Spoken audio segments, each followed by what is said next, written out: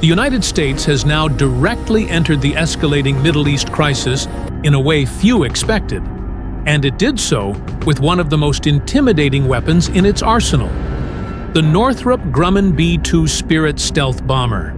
Yes, the same flying wing aircraft that costs roughly $2 billion apiece, requires only 2 crew members, can fly halfway around the world with mid-air refueling, and is designed to slip undetected through the most sophisticated air defense networks on Earth, was recently sent on a 12,000-mile round-trip combat mission from Whiteman Air Force Base in Missouri, all to strike a rebel militia in Yemen that most Americans had never heard of before 2024, the Houthis, Ansar Allah.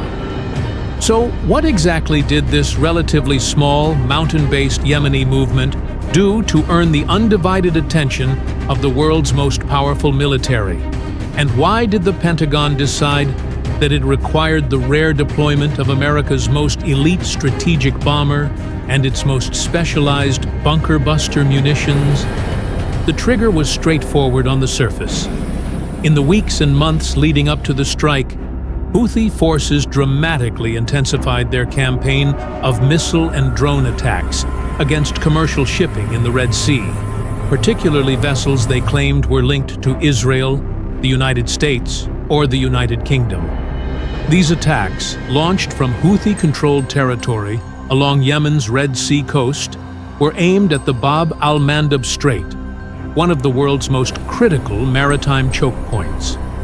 When Houthi missiles and drones began striking or narrowly missing British and American-flagged tankers and container ships, Washington decided the red line had been crossed. But the American response was deliberately disproportionate, almost theatrical in its display of overwhelming capability. Rather than rely on the usual arsenal of cruise missiles fired from destroyers in the Red Sea, or FA-18, launching from the USS Dwight D. Eisenhower Carrier Strike Group, weapons that had already been used for months against Houthi radar sites and launchers, the Pentagon chose to send the B-2 Spirit on an extraordinary long-range mission. The bomber took off from Missouri, refueled multiple times over the Atlantic with KC-135 Stratotankers, flew a carefully plotted route across friendly airspace in Europe and the Middle East, and then penetrated Yemeni airspace completely undetected. Its target: 5 deeply buried underground facilities carved into mountainsides in Houthi-controlled northern Yemen. These weren't ordinary warehouses. Intelligence indicated they were being used to store advanced Iranian-supplied ballistic missiles, cruise missiles, and long-range drones that posed a growing threat not only to shipping, but potentially to Israel and Saudi Arabia as well. To destroy these hardened, deeply buried sites, the B-2 dropped the GBU-57AB, Massive Ordnance Penetrator MOP, the largest non-nuclear bunker-busting bomb in the U.S. inventory. Each 30,000-pound weapon is specifically engineered to punch through up to 200 feet of earth or 60 feet of reinforced concrete before detonating with a delayed fuse. Only the B-2 can carry it. From the Houthi perspective, the attack must have been terrifying in its suddenness. Radar screens showed nothing. Early warning systems remained silent. Then, without any audible jet noise or incoming missile tracks, massive explosions ripped through mountain bunkers that the Houthis had believed were invulnerable. In a single night, a significant portion of their strategic missile arsenal, much of it freshly delivered by Iran, was reduced to rubble.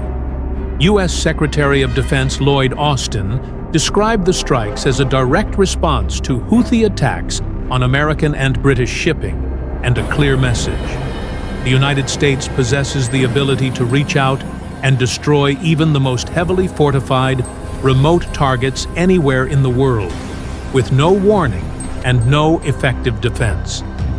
The broader strategic message was aimed well beyond the mountains of Yemen. It was directed squarely at Tehran. Iran has spent years building what it calls its axis of resistance, a network of allied militias and proxy forces across Iraq, Syria, Lebanon, Hezbollah, Gaza, Hamas and Palestinian Islamic Jihad, and now Yemen, the Houthis. Tehran supplies these groups with money, training, and increasingly sophisticated weapons, while maintaining plausible deniability by avoiding direct military confrontation with Israel or the United States. The Houthis, despite being locked in a brutal civil war with a Saudi-led coalition since 2015, have proven especially useful to Iran. From their positions along the Red Sea, they can threaten one of the world's most important trade arteries at very little cost to Tehran. Even relatively inaccurate missiles and low-cost drones can force global shipping companies to reroute vessels around the entire African continent, driving up insurance rates and transit costs, all while Iran watches from the sidelines. By using the B-2 and the massive ordnance penetrator, the United States sent an unmistakable signal to Iran's leadership. Your proxies are not safe. No matter how deeply you bury your weapons, no matter how remote the terrain, no matter how many layers of plausible deniability you build, we can and will reach them. And we can do it without risking a single pilot or putting boots on the ground. The strike also underscored a harsh reality for Tehran.